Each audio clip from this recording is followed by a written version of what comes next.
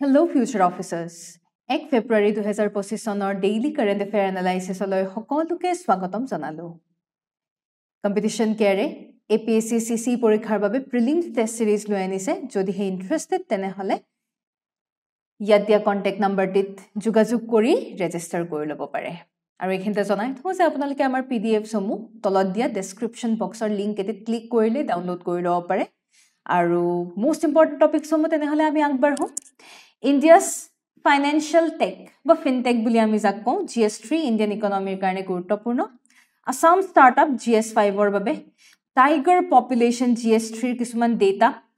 Point নিমো কাক বুলি আমি চাম এক্সিউম 4 মিছননো কি হয় আমি প্ৰিলিমছ প্ৰস্পেক্টিভত চাবলৈ চেষ্টা কৰিম। আৰু এইখিনিতে জনাই থওঁ যে প্ৰতি সপ্তাহৰ শনিবাৰে কাৰেণ্ট এফেয়াৰ টেষ্ট কণ্ডাক্ট কৰা হয়। যদিহে ইণ্টাৰেষ্টেড তেনেহলে কেৱল মাত্ৰ 10 টকাৰে আপোনালোকে ৰেজিষ্টাৰ কৰিব পাৰে ইয়াত দিয়া কণ্টেক্ট নম্বৰটিত আৰু কাৰেণ্ট এফেয়াৰ টেষ্টসমূহ অপেইল কৰি ল'ব পাৰে। তেনেহলে আমি আগবাঢ়িছো প্ৰথমটো নিউজলে ইণ্ডিয়াছ ফিনান্সিয়েল টেক। এতিয়া আৰ্টিকেল এটি ওলাইছিলে অসম ট্ৰিবিউনত। বিশেষকৈ ফিনটেক ভাৰতৰ ফিনটেকৰ বৰ্তমান যি গ্ৰোথ তাৰ ওপৰতেই এটি আৰ্টিকেল আমি দেখা পাইছো। ৰিচেণ্টলি ডিজিটেলাইজেশ্যন হোৱাৰ লগে লগে ফাইনেন্সিয়েল টেকনলজি বহুখিনি আগবাঢ়ি গৈছে। স্পেচিয়েলি আমাৰ যি ইণ্টাৰনেট তাকো হাই স্পীড ইণ্টাৰনেট অতি কম খৰচত এফৰ্ডেবল ইণ্টাৰনেট বুলি আমি ক'ব পাৰোঁ। এফৰ্ডেবল হাই স্পীড ইণ্টাৰনেটৰ বাবে বিভিন্ন ধৰণৰ ইণ্ডাষ্ট্ৰী বহুখিনি আগবাঢ়ি যাব ধৰিছে। আৰু তাৰ ভিতৰত এটা ইণ্ডাষ্ট্ৰী হৈছে ফিনটেক ইণ্ডাষ্ট্ৰী বা ফাইনেন্সিয়েল টেকনলজি ইণ্ডাষ্ট্ৰী। এটা ডেটা অনুসৰি এতিয়া আমাৰ পীয়ুষ গোয়েলে এটা ডেটা এটি শ্বেয়াৰ কৰিছিলে। সেই ডেটা অনুসৰি ভাৰতত 1.24 বিলিয়ন মানুহে ইণ্টাৰনেট ব্যৱহাৰ কৰে। আৰু উইথ দিছ আমি দেখা পাওঁ যে উইদিন 87% ফাইনেন্সিয়েল টেকনলজি তেওঁলোকে এডপ্ট কৰিছে। ৰাইট, আজি বহুতে হয়তো আজিকালি মিউচুৱেল ফাণ্ড ষ্টক মাৰ্কেটত ইনভেষ্ট কৰি আছে আৰু তাৰ কাৰণে হয়তো আপোনালোকে বিভিন্ন ধৰণৰ এপ ব্যৱহাৰ কৰিছে। গ্ৰ' এপ ব্যৱহাৰ কৰিছে, আপষ্টক্স নামৰ এপ আছে। আল্টিমেটলি আমি ইয়াৰ পৰা কি দেখা পাইছোঁ internet digitalisation and our inclusion into the financial part হয়নে এইবিলাক ফাইনেন্সিয়েল টেকনলজিৰে এটা পাৰ্ট। মই যে এক্সাম্পলটো দিলোঁ এক্সাম্পলটোৰ মাধ্যমেৰে মই আশা ৰাখিছোঁ যে আপোনালোকে ফাইনেন্সিয়েল টেকনলজি কাক বোলে সেয়া ধৰিব পাৰিছে। তথাপিও যদি অসুবিধা পাইছে তেনেহ'লে আপোনালোকৰ বাবে ডেফিনেশ্যন এটা ৰখা হৈছে যে ফিনটেক বা ফাইনেন্সিয়েল টেকনলজি মানেনো কি। মানে হৈছে যিসমূহ ফাইনেন্সিয়েল ছাৰ্ভিচ সেই ফাইনেন্সিয়েল ছাৰ্ভিচ যদি আমি টেকনলজিৰ মাধ্যমেৰে যদি আমি পাবলৈ সক্ষম হওঁ তাকে আমি ফাইনেন্সিয়েল ছাৰ্ভিচ বুলিব পাৰোঁ। যেনে বৰ্তমান আপুনি বিভিন্ন ধৰণৰ SBI একাউণ্টত হওক বা এক্সিছৰ একাউণ্টত হওক আপোনালোকৰ এপ থাকে। SBIৰ এপ আছে, এক্সিছৰ এপ আছে। যি বেংকতে আপোনালোকৰ একাউণ্ট নাই কিয় আপোনালোকে এপৰ মাধ্যমেৰে ষ্টেটমেণ্ট চাব পাৰে, ক্ৰেডিট ডেবিট এভৰিথিং আৰু বিভিন্ন ধৰণৰ আপোনালোকে পে'মেণ্টৰ ক্ষেত্ৰত আপোনালোকে এপেৰে পে'মেণ্ট কৰিব পাৰে। মোবাইল পে'মেণ্ট য'ত আমি ডিজিটেলাইজেশ্যনৰ মাধ্যমেৰে কৰি আছোঁ, জিপে' আমি ফোনপে' আৰু কিবা কিবি দিজ আৰ টেকনলজি। এই টেকনলজিবোৰ য'ত ফাইনেন্সত সোমাই গৈছে। আগতে নহ'লে পে'মেণ্টৰ ক্ষেত্ৰত আমি কেছ পইচা পে'মেণ্ট কৰিছিলোঁ, আজিকালি কেছ পইচা আমি পে'মেণ্ট নকৰিলেও হৈ যায়। ইঞ্চুৰেঞ্চৰ ক্ষেত্ৰতো আমি দেখা পাওঁ আজিকালি টেকনলজিৰে আমি ইঞ্চুৰেঞ্চ আমি ৰাখিব পাৰোঁ। ট্ৰেডিঙৰ ক্ষেত্ৰত মই আপোনালোকক ক'লোঁ ষ্টক মাৰ্কেটত আপোনালোকে লগাইছে, ট্ৰেডিং কৰিছে, আপোনালোকে মিউচুৱেল ফাণ্ডত লগাইছে। বিভিন্ন ক্ষেত্ৰত আমি বৰ্তমান টেকনলজিৰ মাধ্যমেৰে আমি ফাইনেন্সিয়েল ইনক্লুজন লাভ কৰিবলৈ সক্ষম হৈছোঁ। আৰু আমাৰ যি ভাৰতৰ যি ডিজিটেল ইকনমি এই ডিজিটেল ইকনমি আগন্তুক অহা কেইবছৰৰ ভিতৰতে 2028 বৰ্ষৰ ভিতৰতে $1 ট্ৰিলিয়ন এইদৰে $1 ট্ৰিলিয়ন হ'ব বুলি আমি আশাবাদী। এতিয়া বিশেষকৈ এই যে ফিনটেক এই ফিনটেকে BFSI ছেক্টৰত কিদৰে ইম্পেক্ট পেলাইছে বুলি ক'লে আমাৰনো BFSI ছেক্টৰ কি হয়। BFSI মানে হৈছে বেংকিং, ফিনান্সিয়েল ছাৰ্ভিচ আৰু ইঞ্চুৰেঞ্চ। এই ছেক্টৰত বহুখিনি ইম্পেক্ট পেলোৱা আমি দেখা পাইছোঁ। আজিকালি বস্তুবিলাক ইজি হৈ গৈছে। আগতে নহ'লে আমি বেংকত কিবা এটা মিনিমাম ট্ৰানজেকশ্যনৰ কাৰণেও আমি বেংকত লাইন পাতিবলগীয়া হৈছিলে। আজিকালি চাওক আজিকালি বহু কাম আমি ঘৰত থাকি ৰুমত থাকি আমি প্ৰপাৰ ইণ্টাৰনেট যদি থাকে আমি আৰামছে কৰিব পাৰোঁ আজি তাৰ কাৰণে startup bank government regulatory body সকলোৰে কণ্ট্ৰিবিউশ্যনৰ কথা আমি ক'ব লাগিব আৰু এই ক্ষেত্ৰত চৰকাৰ আৰু বিভিন্ন ৰেগুলেটৰী বডিৰ যদি ভূমিকা চাওঁ তেনেহ'লে বৰ্তমান গভৰ্ণমেণ্টে সেই হিচাপত আমাক আমাৰ প্ৰটেকশ্যনৰ কাৰণে এটা এনভাইৰনমেণ্ট এটাও ক্ৰিয়েট কৰিছে আজি যেনেকৈ RBIৰ কথা সেবিৰ কথা IRDAI এইবিলাক হৈছে ৰেগুলেটৰী বডি বা চৰকাৰৰ এটা ইম্পৰ্টেণ্ট পাৰ্ট আৰু এওঁলোকে এনি টাইম চাই থাকে এনি টাইম তেওঁলোকে অবজাৰ্ভ কৰি থাকে ফিনটেক অপাৰেশ্যন যেতিয়াই হয় আজি কিবা আনৱান্টেড ট্ৰানজেকশ্যন যদি হয় তেতিয়াহ'লে বেংকে গম পাই যাব ঠিক সেইদৰে আনৱান্টেড ইনভেষ্টমেণ্ট যদি হয় সেবিয়ে গম পাই যাব আৰু ইয়াৰ মাধ্যমেৰে বৰ্তমান সময়ত আমি সিকিউৰিটি ট্ৰান্সপাৰেন্সি কমপ্লায়েন্স বিভিন্ন ক্ষেত্ৰত আমি পজিটিভ ইম্পেক্ট দেখা পাইছোঁ ইমানখিনি পজিটিভ ইম্পেক্ট থকা সত্ত্বেও কিছুমান সমস্যা আমি ভুগিবলগীয়া হৈছে যেনে প্ৰতি মুহূৰ্তত আমি যেতিয়া কিবা এটা এপ এটাত যেতিয়া একাউণ্ট খোলো আমি নিজৰ বহুত ইনফৰমেশ্যন দিবলগীয়া হয় পেন নম্বৰ আধাৰ নম্বৰ বিভিন্ন ধৰণৰ ইনফৰমেশ্যন দিবলগীয়া হয় আৰু এই ইনফৰমেশ্যনসমূহ বহু সময়ত দেখা পোৱা যায় যে এই ইনফৰমেশ্যনসমূহ আৰু অন্য বিভিন্ন ক্ষেত্ৰত তেওঁলোকে আমাৰ ইনফৰমেশ্যনসমূহ ব্যৱহাৰ কৰি আছে আজি আপোনাৰ ফোনত ভাবকচোন কিমান মেছেজ আহে ফোন কলছ আহে এই বোলে লোন লাগে এই বোলে অমুক অকল বেংকৰ ফালৰ পৰাই অকল নহয় বেংকৰ ফালৰ পৰা ডাইৰেক্ট ফোন কলটো নকৰে বাট আমি আজিকালি AI বেছড আমি কলছ কিছুমান পাওঁ লোন ল'বৰ কাৰণে বাট এনেও আউট অফ নোৱেৰ আমাৰ ফোন নম্বৰবিলাক আজিকালি গোটেইখন ডিষ্ট্ৰিবিউট হৈ গৈছে আৰু ইয়াৰ বাবে হু ইজ ৰেছপনচিবল ইয়াৰ বাবে অফক'ৰ্ছ দিছ বডিজ আৰ ৰেছপনচিবল যাক আমি আমাৰ ডেটাসমূহ দিছোঁ আমাৰ নাম আমাৰ ফোন নম্বৰ এভৰি ইনফৰমেশ্যন আমাৰ আধাৰ ইনফৰমেশ্যন তেওঁলোকৰ লগত আছে আৰু এইদৰে ডেটা ব্ৰিচ হোৱাৰ সম্ভাৱনা বাঢ়ি গৈছে ইনফেক্ট হৈছে ডেটা ব্ৰিচ হৈছে হয়নে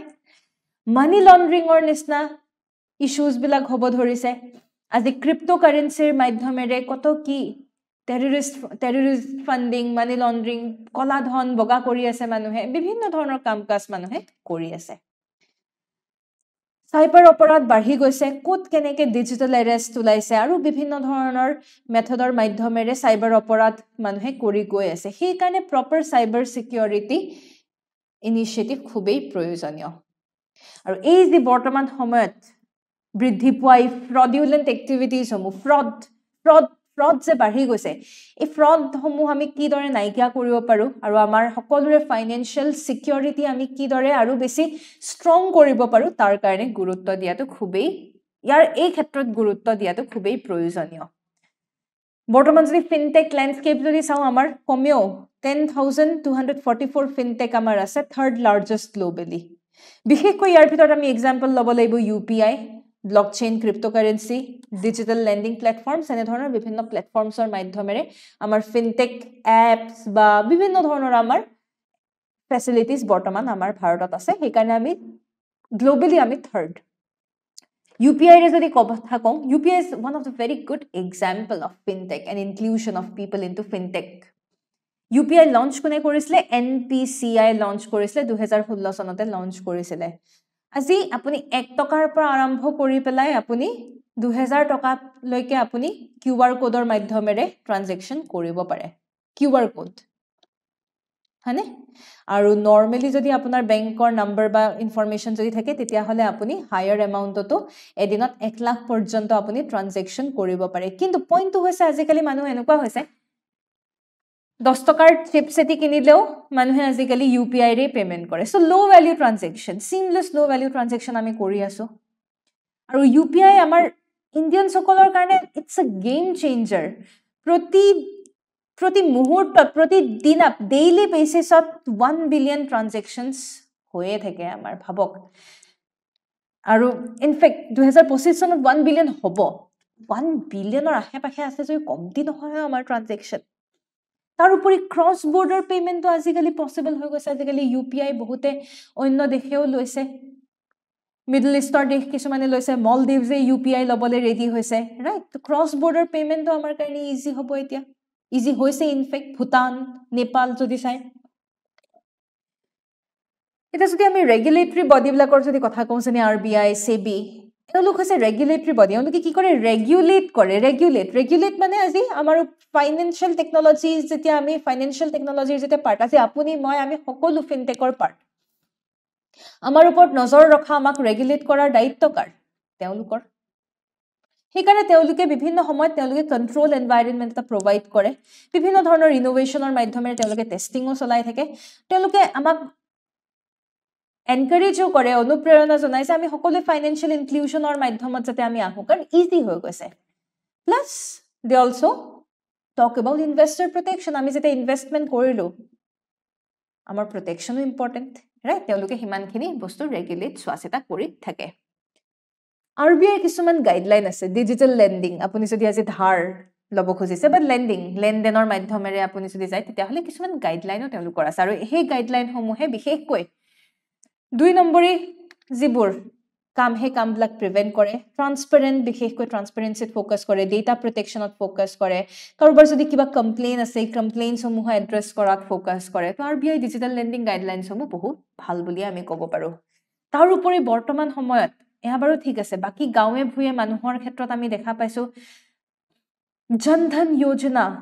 মানে জনধন একাউণ্ট আমি দেখা পাইছো আধাৰ জনধন যোজনা এণ্ড API সেতু আমি দেখা পাইছো য'ত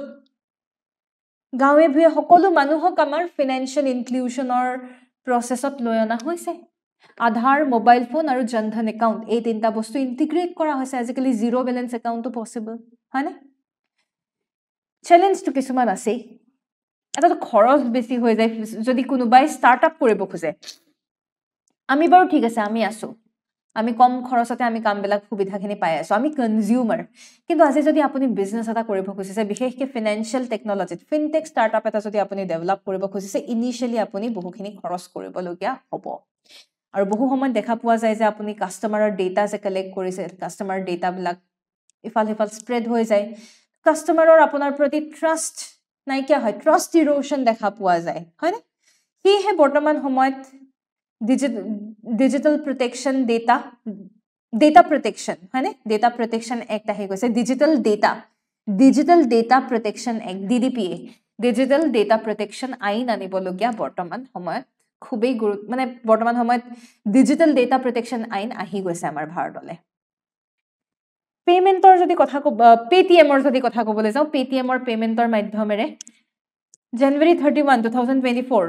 পেটিএমৰ পেমেন্ট RBI বন্ধ কৰি দিছিলে কিয় জোৰ মানে আনঅথৰাইজড মানুহেও একাউণ্ট খুলি আছিলে পেটিএমৰ মাধ্যমেৰে প্ৰপাৰ কাস্টমাৰ কনসেন্ট নাই ভায়োলেশনস বহুত হৈছে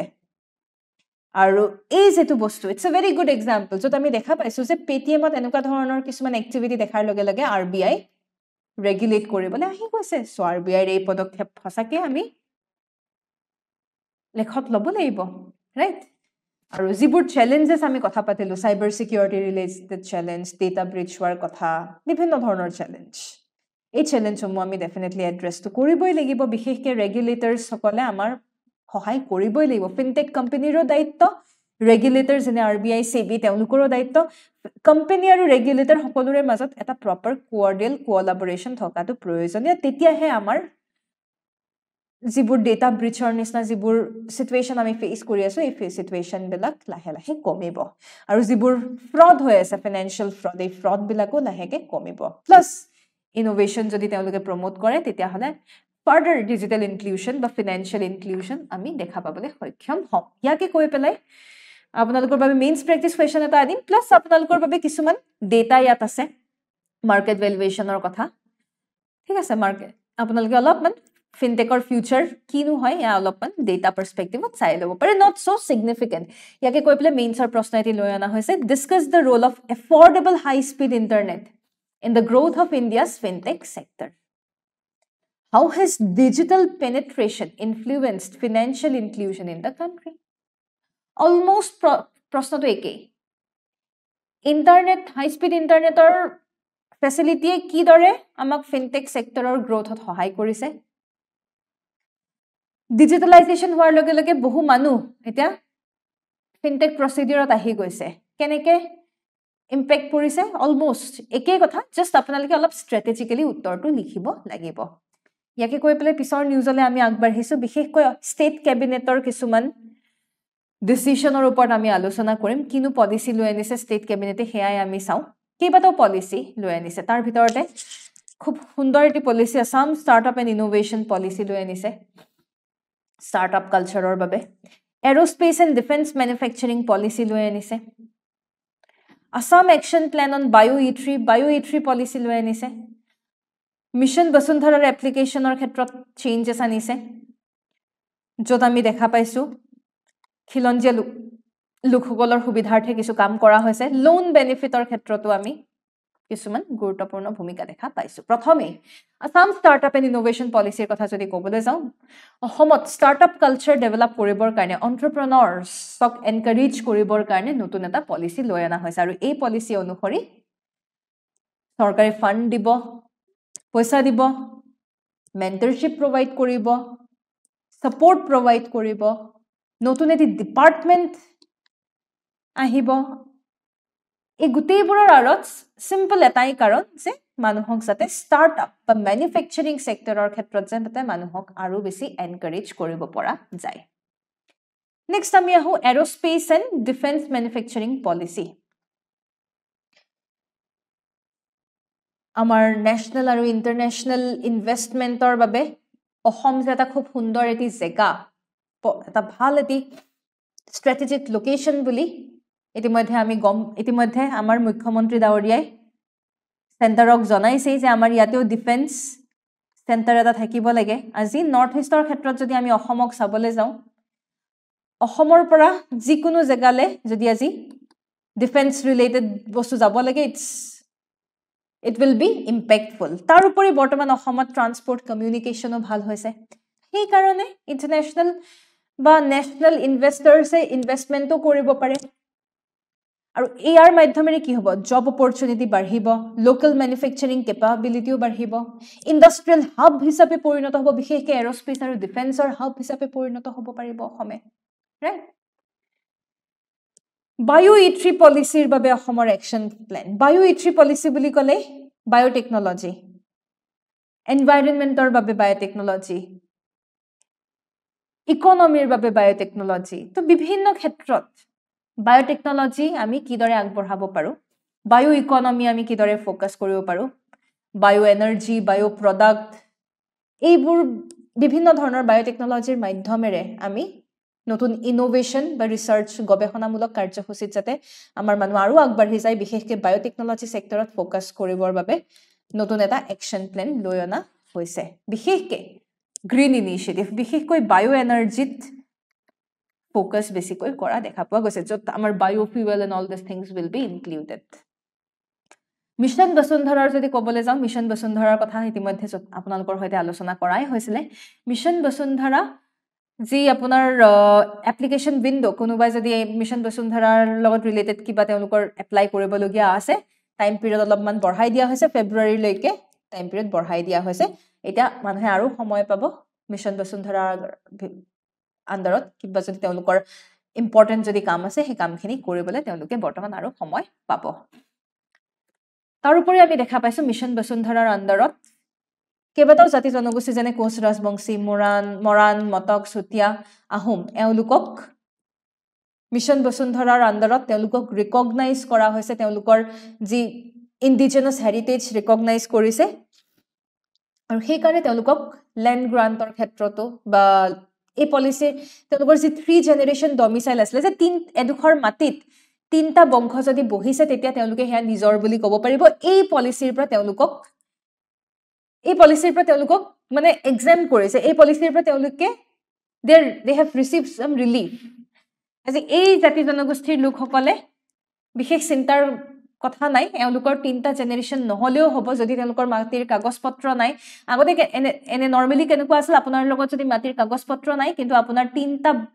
জেনাৰেশন যদি এডোখৰ মাটিত বসবাস কৰিছে তেনেহলে আপুনি আগবাঢ়িব পাৰে কিন্তু এই পাৰ্টিকুলাৰ কমিউনিটিৰ বাবে this thing is not applicable খিলঞ্জীয়া লোকসকলৰ প্ৰিজাৰ্ভেশ্যন বা সেফগাৰ্ডিংৰ বাবে এনে ধৰণৰ ইম্পৰ্টেন্ট ইনিচিয়েটিভ লোৱা দেখা পোৱা গৈছে খুব সুন্দৰ পদক্ষেপ এটা লোৱা দেখা পোৱা গৈছে লোনৰ ক্ষেত্ৰত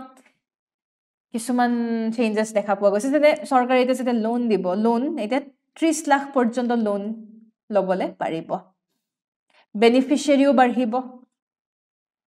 ইন্টাৰেষ্টৰ ক্ষেত্ৰত 1% আমি দেখা পাইছো কেলে ইমানখিনি ইনিচিয়েটিভ লৈছে যাতে যিবোৰ আমাৰ সৰু বিজনেছবিলাক স্মল বিজনেছ এণ্টাৰপ্ৰেনাৰ্ছ MSME সকলক ছাপোৰ্ট কৰিবৰ বাবে মাইক্ৰ স্মল মিডিয়াম এণ্টাৰপ্ৰাইজ এনেধৰণৰ MSME সকলক ছাপোৰ্ট কৰিবৰ বাবে লোনৰ ভ্যালু ইনক্ৰিজ কৰা দেখা পোৱা গৈছে নতুন এডমিনিষ্ট্ৰেটিভ ডিপাৰ্টমেণ্ট লৈ আনিব ষ্টাৰ্টআপৰ বাবে অলৰেডি আপোনালোকৰ সৈতে আলোচনা কৰিলৱে লেণ্ড ৰিলেটেড ডিচিশনৰ বাবে এডমিনিষ্ট্ৰেটিভ ৰিফৰ্মছ কিছুমান আনা হ'ব কেইবাখন এতিয়া আমাৰ কো ডিষ্ট্ৰিক্ট যে ডেভেলপ কৰিছে কো ডিষ্ট্ৰিক্টত SP পোষ্ট এতিয়া লৈ আনিব যাতে ইম্পৰ্টেণ্ট ডিচিশনৰ ক্ষেত্ৰত যাতে তেওঁলোকে থাকিব পাৰে SP সকল তেনেকুৱাকে তিনচুকীয়া জিলাৰ তিনিখন ফৰেষ্ট এৰিয়াৰ ৰিজাৰ্ভ ফৰেষ্ট এৰিয়াৰ মানে তিনখন ৰিজাৰ্ভ ফৰেষ্ট এৰিয়াক ডি নটিফাই কৰা হৈছে মানে ৰিজাৰ্ভ ফৰেষ্ট আছিলে এতিয়া ৰিজাৰ্ভ ফৰেষ্ট হৈ নাথাকিবগে ৰেভিনিউ ভিলেজলৈকে কনভাৰ্ট কৰা হ'ব যাতে খিলঞ্জীয়া লোকসকলক সেই অঞ্চলত যাতে মাটিৰ অধিকাৰ দিব পৰা যায় তো হেয়া তাৰ বাবে এনে ধৰণৰ ইনিচিয়েটিভ লোৱা দেখা পোৱা গৈছে এয়াই আছিলে আমাৰ কেবিনেটৰ গুৰুত্বপূৰ্ণ ডিসিশন ইয়াৰ ভিতৰত ষ্টাৰ্টআপ কালচাৰ বা ডিফেন্স এৰোস্পেচ পলিচি এইবোৰ গুৰুত্বপূৰ্ণ মেইনছ প্ৰেক্টিছ কুৱেশ্যন এটা ৰখা হৈছে critically examine the Assam startup and innovation policy 2025 how can it contribute to Assam's transformation to an industrial and investment friendly state উত্তৰটি আমাক লিখি পেলাই পঠিয়াবলৈ চেষ্টা কৰিব আৰু এইখিনিতে জনাই থওঁ যে যদিহে আপোনালোকে আমাৰ অনলাইন গাইডেন্স প্ৰগ্ৰেমৰ বাবে আগ্ৰহী এটা হলিষ্টিক গাইডেন্স য'ত আপোনালোকে প্ৰিলিমছ মেইনছ আৰু ইণ্টাৰভিউ সকলোৰে বাবে গাইডেন্স পাবলৈ সক্ষম হ'ব কেৱল মাত্ৰ ইয়াতে কণ্টেক্ট কৰি পেলাই আপোনালোকে এনৰোল কৰি ল'ব পাৰে ইয়াৰ পিছত আমি আগবাঢ়িছো টাইগাৰ পপুলেশ্যন নতুন এটা ৰিপৰ্ট অনুসৰি টাইগাৰ পপুলেশ্যন আমাৰ ইনক্ৰিজ হৈছে 30% ইনক্ৰিজ হোৱা বুলি খুব সুন্দৰ এটি নিউজ যোৱা 2 দশকত 30% আমাৰ টাইগাৰ পপুলেশ্যন ইনক্ৰিজ হৈছে আৰু এই যি পাব্লিকেশ্যন এই ৰিপৰ্ট পাব্লিছ হৈছে সায়েন্স জাৰ্নেলত আৰু এগৰাকী সাইন্টিষ্ট তেখেতে এই ফাইনেল ৰিপৰ্ট পাব্লিছ কৰিছে আৰু ইয়া খুবই ইম্পৰ্টেন্ট টাইগাৰ পপুলেশ্যন যোৱা 2 দশকত বৃদ্ধি পাইছে ইয়াৰ পৰা আমি কিছুমান ইনফাৰেন্স কিছুমান আমি ওলাব পাৰো যেনে আমাৰ মানুহৰ পপুলেশ্যন আমাৰ মানুহৰ জনসংখ্যা ইমানখিনি বৃদ্ধি পালে ইকনমিক চ্যালেঞ্জেছ ইমানবোৰ ইনফ্ৰাষ্ট্ৰাকচাৰ ডেভেলপমেণ্ট হৈ আছে একদম বৰ্ধিত গতিত আমাৰ যি ৰেপিড আৰবানাইজেশ্যন এই গোটেইবোৰৰ পিছতো এই গোটেইবোৰ প্ৰেজেন্ট থকাৰ পিছতো যে টাইগাৰ পপুলেশ্যন ইনক্ৰিজ হৈছে this is something really commendable right this is really commendable কেলে হৈছে এটাতো যিবোৰ protected area national park wildlife sanctuary tiger reserve এই এৰিয়াবোৰত মানুহৰ ইণ্টাৰফেৰেন্স একদম বন্ধ কৰি দিছে বিশেষকৈ তাতে বাঘে নিজৰ পপুলেশ্যন ইনক্ৰিজ কৰিবলৈ সক্ষম হৈছে কৰিডৰ ডেভেলপ কৰা হৈছে যাতে অন্য বাঘসমূহে এডোখৰ জেগাৰ পৰা আন এডোখৰ জেগালৈ যাতে যাব পাৰে তাৰ উপৰি আমাৰ আইন কানুনৰ মাধ্যমেৰেও বিভিন্ন ধৰণৰ ইনিচিয়েটিভ লোৱা দেখা পোৱা গৈছে 2024 চনৰ 26 জুলাইৰ ডেটা অনুসৰি ভাৰতত গোটেই পৃথিৱীৰে 70% বাঘৰ সংখ্যা বাঘৰ জনসংখ্যা আপুনি ভাৰততে পাব ভাবক 70% of tiger population in India alone so India is so important হয়নে 2024 আমাৰ টাইগাৰ পপুলেশ্যন কিমান 2226 হলে বৃদ্ধি পালে 2018 চনত অকণ বেছি আছিল কিন্তু অলপ কমিলে বাট ষ্টিল গভৰ্ণমেণ্টৰ ইনিচিয়েটিভ আমি ল'ব কেনে ধৰণৰ গভৰ্ণমেণ্টৰ ইনিচিয়েটিভ আমি চাব লাগিব প্ৰথমে আমি প্ৰজেক্ট টাইগাৰৰ কথা ক'ব লাগিব 1973 ত প্ৰজেক্ট টাইগাৰ লঞ্চ কৰা হৈছিল আৰু সেই অনুসৰি প্ৰজেক্ট টাইগাৰ প্ৰথমে জিম কৰবেট নেশ্যনেল পাৰ্কত লঞ্চ কৰা হয় It's a centrally sponsored scheme য'ত চেণ্টাৰে মেজৰিটি অংশ দিব বাকি ৰিমেইনিং ষ্টেট গভৰ্ণমেণ্টে ৰিমেইনিং এমাউণ্ট এটা দিবে তাৰপিছত আমি নেশ্যনেল টাইগাৰ কনজাৰভেশ্যন অথৰিটি এটা লৈ আনা দেখা পালো তাৰপিছত আমি দেখা পালো টাইগাৰ ৰিজাৰ্ভ লৈ আনিছে টাইগাৰ ৰিজাৰ্ভ আহিলে আমাৰ বৰ্তমান আগষ্ট 2024 চনৰ আগষ্টলৈকে 55টা টাইগাৰ ৰিজাৰ্ভ আমাৰ বৃদ্ধি পাইলে টাইগাৰ ৰিজাৰ্ভসমূহ আমাৰ বৃদ্ধি পাই গৈ আছে আপোনালোকে বাৰু মোক কমেন্ট সেকশনত জনাব পাৰিবনে যে অসমত টাইগাৰ ৰিজাৰ্ভ কেইখন আছে কি যদি জানে তেনেহলে কমেন্ট সেকশনত জনাবলে নাপাহৰিব টাইগাৰ সেন্সাস কন্ডাক্ট কৰা হৈছিল প্ৰতি 4 বছৰৰ মূৰে মূৰে টাইগাৰ সেন্সাস কন্ডাক্ট কৰি থকা হৈছে প্ৰপাৰ মনিটৰিংৰ বাবে এম ষ্ট্ৰাইপছ লৈ অনা হৈছে এম ষ্ট্ৰাইপছ মানে মনিটৰিং সিস্টেম ফৰ টাইগাৰ প্ৰতি মুহূৰ্তত মনিটৰিং টাইগাৰ সকলক মনিটৰ কৰি থকা হৈছে আৰু টাইগাৰক মনিটৰ কৰি প্লে হেইমতে ডেটা বিলাক প্ৰপাৰলি ডিজিটালি ডেটাবেছত প্ৰপাৰলি হে ডেটা বিলাক ষ্টৰ কৰি থোৱা হৈছে তাৰ উপৰি India is a part of International Big Cat Alliance. Big Cat বুলি যেতিয়া কোৱা হয় Big Cat মানে tiger, lion, leopard, snow leopard, cheetah, jaguar আৰু puma. গোটেইকেইটা ভাৰতত নাই আমি কোলাবৰেট কৰিছো ইন্টাৰনেশ্যনেল কোলাবৰেচন কেইখনমান দেশৰ সৈতে যাতে এই 7টা বিগ ক্যাটস আমি যাতে প্ৰিজাৰ্ভ কৰিব পাৰো কনজাৰ্ভ যাতে আমি কৰিব পাৰো টাইগাৰ কৰিডৰৰ কথাটো ক'লৱে এডুখৰ জেগাৰ পৰা আন এডুখৰ জেগালে ফ্ৰীলি মুভ কৰিবৰ বাবে টাইগাৰ কৰিডৰ পৰ্যন্ত ডেভেলপ কৰা দেখা পোৱা গৈছে আৰু আপোনালোকৰ বাবে মেইনছ প্ৰেক্টিছ কোৱেশ্চনটা লৈ অনা হৈছে without a focus on habitat conservation success of project tiger may lead to human animal conflict discuss প্ৰশ্নটিৰ উত্তৰ লিখিবলৈ চেষ্টা কৰিব আৰু জনাই থওঁ যে যদিহে আপোনালোকে মেইন স্পেচিফিক গাইডেন্স প্ৰগ্ৰামৰ বাবে আগ্ৰহী তেনেহলে ইয়াত দিয়া কন্টেক্ট নম্বৰটিত যোগাযোগ কৰি এতিয়াই প্ৰগ্ৰামটোত এনৰোল কৰি ল'ব পাৰে আৰু আমি প্ৰিলিম স্পেচিফিক আগবাঢ়িছো পইণ্ট নিমো ৰিসেন্টলি দুগৰাকী ভাৰতীয় উইমেন অফিচাৰ নেভিৰ তেওঁলোকে পইণ্ট নিমো ক্ৰছ কৰিছে তেওঁলোকে ইণ্ডিয়ান নেভেল শিপ তাৰিনীৰে তেওঁলোকে পইণ্ট নিমো ক্ৰছ কৰা দেখা পোৱা গৈছে এটা পইণ্ট নিমোনো কি হয় পইণ্ট নিমো আসলতে আমাৰ সাউথ পেচিফিক ওশনৰ এটা এডুখৰ জেগা ঠিক আছে সাউথ পেচিফিক ওশনৰ এডুখৰ জেগা The speciality of Point Nemo is that Point Nemo আমাৰ পৃথিৱীৰ যি কোনো মাটিৰ পৰা ভূখণ্ডৰ পৰা আটাইতকৈ দূৰত থকা পইণ্টে হৈছে পইণ্ট নিমো তাৰ মানে আমাৰ দক্ষিণ পেচিফিক মহাসাগৰত সাউথ পেচিফিক ওশনত এটি এনেকুৱা এটি পইণ্ট আছে যি সেই পইণ্টটো পৃথিৱীৰ যি কোনো ভূখণ্ডৰ পৰাই বহু দূৰত লোকেটেড